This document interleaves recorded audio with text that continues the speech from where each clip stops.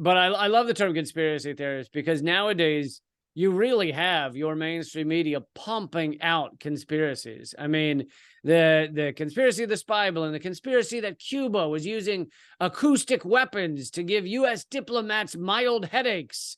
And 2 years after they were covering that story endlessly, even the CIA has now said that there was no acoustic weapons, there was no intentional harming of U.S. diplomats. So even the CIA has admitted that, yet all those articles are still up there. You can go read the New York Times article saying Cuba's got acoustic weapons and they're going to get you and they're getting U.S. diplomats. And so they come up with these crazy conspiracies and then turn around and go after people like me or go after independent media for being conspiracy theorists. I mean, there's no larger conspiracy than Russiagate that, like I said, has fallen apart at every different level. And it is a full-on conspiracy nut job case, yet we're the ones, those of us who point out that it's fake, that it's lies, that it's 4 years of utter horseshit. We're apparently the conspiracy theorists.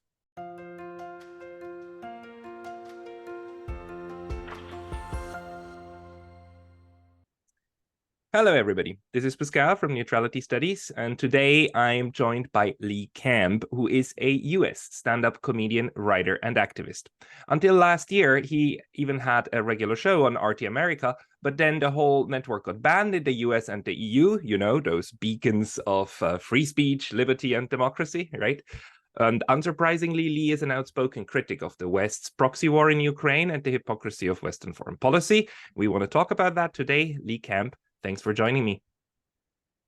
Thanks for having me. I really appreciate it. And I apologize for being the first guest to ask you if I can curse on here, but you know, you look around at the world around us and I feel like curse words just come out.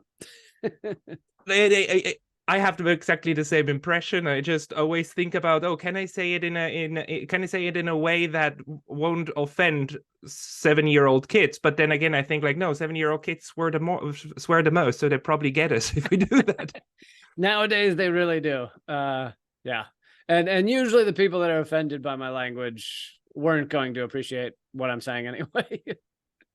Let me start with this question. You're a comedian, right? And you strike me, or you're coming from comedy, and you're a political commentator as well now, and you strike me as somebody very akin to Jimmy Dore, who became highly politicized over time. And you can see this, how his comedy used to be political, but then the political really kind of, carried it away. So was it comedy that made you political, or was it the political that made you a comedian?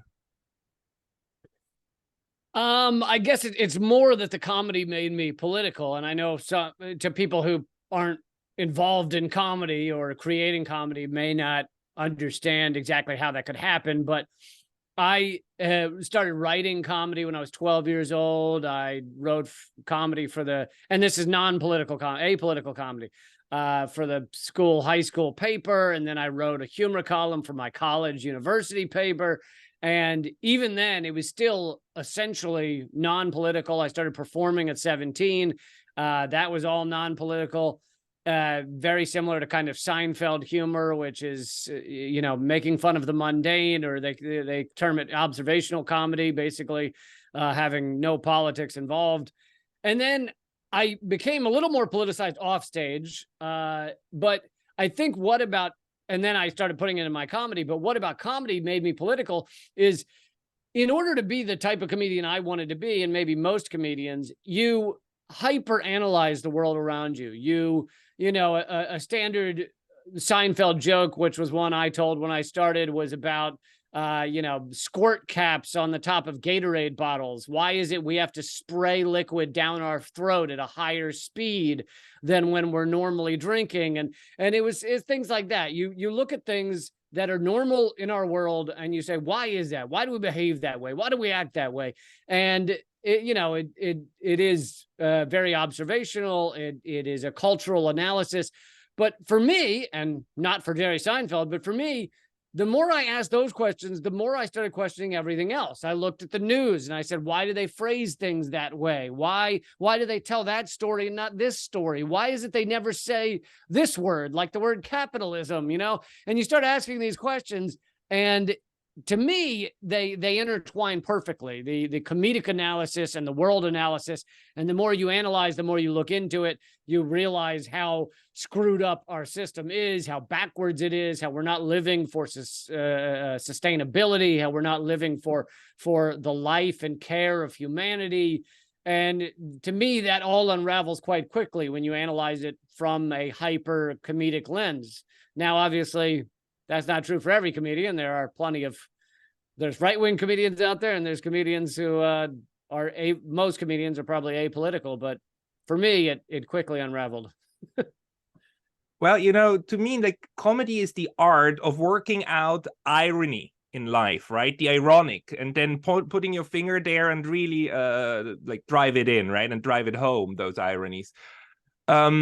And history is filled with ironies. I mean, I keep thinking about the fact that Japan went to war with the United States in 41 over, basically squabbles of who gets how much in the Pacific. And by 10 years later, they end up in an alliance and they're best buddy for the next 70 years, right? That's just ironic. And history is littered with these ironies.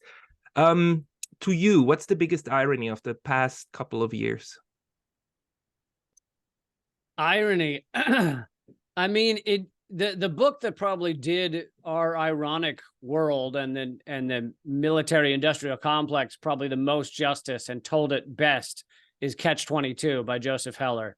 It is just filled with satire and irony, and yet it's not that far from reality. The idea that war is good for an economy. I mean, your average American, and I don't know about your average global citizen, but your average American thinks still to this day that the U.S. only goes to war or supports war as a last resort in horrible circumstances. But in reality, we are a war state. We need war. It is a large percentage of our economy. So the idea that killing and death and dropping bombs is good because it brings you money and it keeps everything rolling and it keeps you strong and it keeps the people at home afraid that the bad guys are out there, and therefore we have to turn to big daddy government to protect us by dropping these bombs. It is just a massive irony that they now tell us war is peace, right? We need to be at war in Ukraine in order to create peace. We need to send arms to Nazis in order to create peace. It is a massive irony that we have literally gotten to the point where they tell us on the news every night, war is peace. Jens Stoltenberg literally said the way to peace is by giving Ukraine more weapons. Bombs are the way to peace. But people take that. That's something that I don't get, and that's something that we then get criticized, right? We're like, oh, you're not getting it. Putin is. Look, any kind of comparison with the Second World War is wrong, but Putin is Hitler. Yeah. and anyone who doesn't accept that Putin is Hitler is basically living in a fantasy world. So that's discharge. And somehow this sticks. There's maybe not that many people not everybody in the West, but I would say like 50 to 70%, right, are kind of nodding their head, going, yeah, that must be true. And a lot of people say that's because of the media. Do you think so too, or are there other factors that make people believe these stupid narratives that should unravel if you just look at them a little bit, but then they don't? Well, it is the media, but I guess it's the media along with the propaganda of U.S. society that has gone on for decades and decades, since maybe the beginning of the Soviet Union.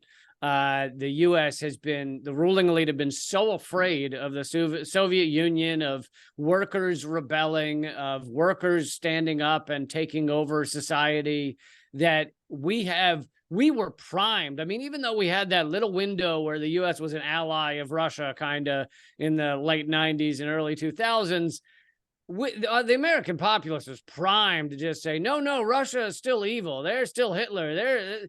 And so the moment they rolled that back out, that old playbook, and said, oh, we just remember, that's right, Russia is still Hitler, the Americans were just primed to believe it, thanks to generations of anti-Russia sentiment and media and politicians, and just at every level. So they jumped to that so quickly. it was really not difficult to get Americans to believe that's what it is. And Americans are also taught to have a very short memory.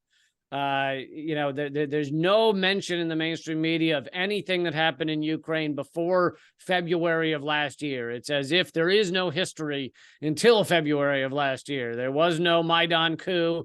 There was no 2014. There was no 15,000 people murdered in the Donbass region. There was no expansion of NATO. It all just started February last year when Putin decided he was bored and he wanted to steal Ukraine. Yeah, and the amazing thing is that this thing goes hand in hand with this idea that the West, Europe, NATO is just there to defend democracy. Defending democracy in a country that just banned elections, defending democracy in a country that banned 11 opposition parties, in a country that banned news stations, but also coming from countries that banned RT America, right? And that banned Sputnik, which, by the way, Switzerland, where I'm from, didn't do. The Swiss officially said we are not going to ban any TV stations because that's not in accordance to our understanding of a liberal society, which was very nice. Otherwise, the Swiss did the same stupid sanctions like the rest, but that one not. So how do you think that people are able then to have this cognitive dissonance, right? You need to be able to really put away a good part of pretty obvious things, even at home, right? In order to believe that the US defends and NATO defends liberal democracy when they're totally fine with Saudi Arabia chopping off the heads of anyone who criticizes them. The first democratically elected president in Egypt died 10 years ago in a prison. All of the regimes that are propped up, and Chile, like with Pinochet and so on. We have books, right? We have academics that write books about how many interventions, regime changes the US did. And all of this is out in the open. It's not something that's being hidden. That's the amazing thing about the US and the West. You can have all of that out in the open, and you can still have the stupid propaganda. How does that work on the personal level on people? Well, I'd say most Americans that I speak to, they don't know any of that.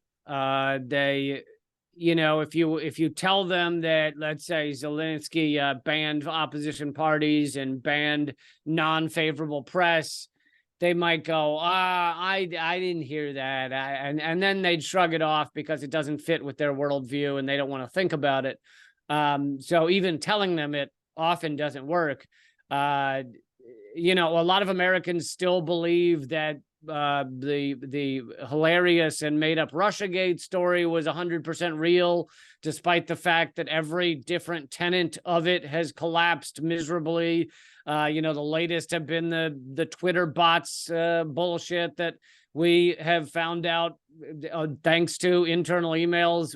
They knew it was lies even as it was happening. And, many of us in the independent media world were saying it was lies and bullshit, but most Americans, unless it's repeated nonstop on mainstream media, it doesn't exist, I think, to a lot of Americans. Now, that's not every American, but there are a lot that still think in that worldview. And, there's been studies showing that people, even when they know a fact, they eventually conflate familiarity with truth. If you hear something enough times, Americans have heard that Trump colluded with Russia to rig his election 1,000 times, and therefore they just conflate familiarity with truth. I talked to a journalist friend of mine who who great journalist, does wonderful journalism, but it's focused more on police. And he didn't know that all of the indictments of the internet agency that's in Russia that supposedly rigged our election, all the indictments were dropped by Mueller, a year or two ago, quietly on a Friday evening when no one was paying attention. And because they didn't have any evidence and they couldn't do anything with it. And this is a journalist. It's not his focus, but even he goes, "Oh, I didn't know they dropped the indictment." Yeah, it's amazing. If you just repeat garbage 24/7, people will believe it. And if they're not believing it, at minimum, it's distracting them. At minimum, they're not hearing the truth. True, true. And at the end of the day, politics is the art of controlling the current 5 weeks, the narrative of the current 5 weeks, because anything Yeah. older is history and anything further away is the future, where you can still say, like, we want to go there. And you can see this in American politics so beautifully. This interview with Yep. Mike Pence, right, that Tucker Carlson did, and Mike Pence had nothing to give other than some promises of what he's the miracles he's gonna do, and that's it. And the past is just, let's not talk about any of that.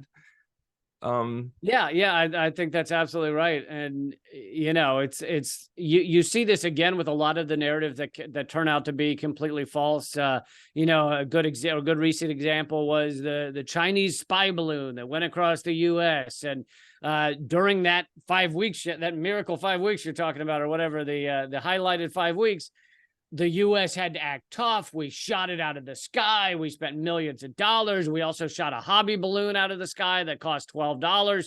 And we spent $1 million of rockets to blow it out of the sky, but it made us look tough, by God. And China is trying to spy on us. And everyone that isn't a true independent media fanatic still believes that China sent a spy balloon across the United States to try and spy on the US, even though they have satellites that could do far better and there's no reason to send a balloon. But on top of that, Joe Biden, in that famous leaked audio where he was talking to donors and he said that President Xi is a dictator, in that same sentence, he said that the balloon embarrassed Xi because he didn't know it was there. They didn't know it was above the United States, and that's embarrassing that he didn't know it. But in that sentence, Biden is admitting it was not an intentional spy balloon. If they didn't know it was there, how could they have been intentionally spying on the US if they didn't even know it was there? And so he admitted that. This is Biden's own voice saying this. And I covered it in a little bit. There was a blip on independent media, but no one across America even knows that Biden has now admitted that balloon was not intentionally there. But isn't it fantastic that real power, like the US has, comes with the ability to demand or to put on people's minds the constraint that you simultaneously have to believe two opposites at the same time, and you just have to take it. It's like the spy balloon and believing the intentionality of it is the same like as the Nord Stream pipeline. You're at the same time asked to believe that it wasn't the US, but that the US could have done it anytime they wanted, and they even said so, and they're happy that it's gone. You have to believe both things at the same time, and that's what's being demanded of you as a good citizen. And if you don't, then you're a conspiracy theorist, and you're out. Yeah, I love the term. I mean, you're absolutely right. It's completely contradictory, and it's a cognitive dissonance that allows people to try and believe such things. But I love the term conspiracy theorist, because nowadays you really have your mainstream media pumping out conspiracies. I mean, the conspiracy of the spy balloon, the conspiracy that Cuba was using acoustic weapons to give U.S. diplomats mild headaches. And 2 years after they were covering that story endlessly, even the CIA has now said that there was no acoustic weapons, there was no intentional harming of U.S. diplomats. So even the CIA has admitted that. Yet all those articles are still up there. You can go read the New York Times article saying Cuba's got acoustic weapons and they're going to get you, and they're getting U.S. diplomats.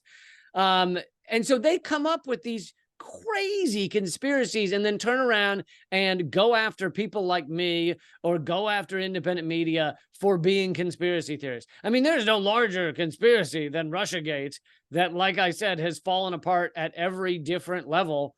And it is a full-on conspiracy nut job case, yet we're the ones, those of us who point out that it's fake, that it's lies, that it's 4 years of utter horseshit.